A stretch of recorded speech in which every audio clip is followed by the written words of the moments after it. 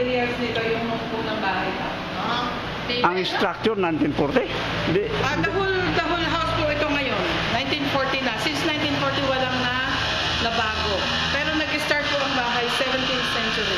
17th century. Parang 1, 2, 3, 4, 5, 5th generation niya, yung huling nag-donate dito sa government. And namatay siya noong 2006 at the age of 93. So, tingnan mo, ang gaganda. Oh. Ito, laki-laking talukog. Oh.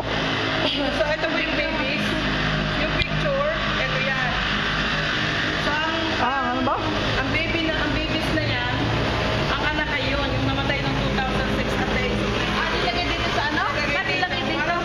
Para baptism or pictorial lang? Pictorial? Ano yung kambal? Kambal.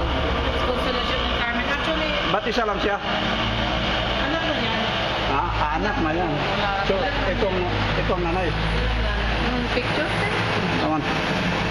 Ang ganda ng mga muebles. Oh. Ito, original din ito. 1870. Wow.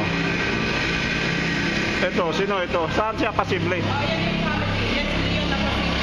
Yung lalaki? Ito si Leon na posible. Tapos ito si Matilde Martinez. Siya yung talagang may-ari ng bahay eh.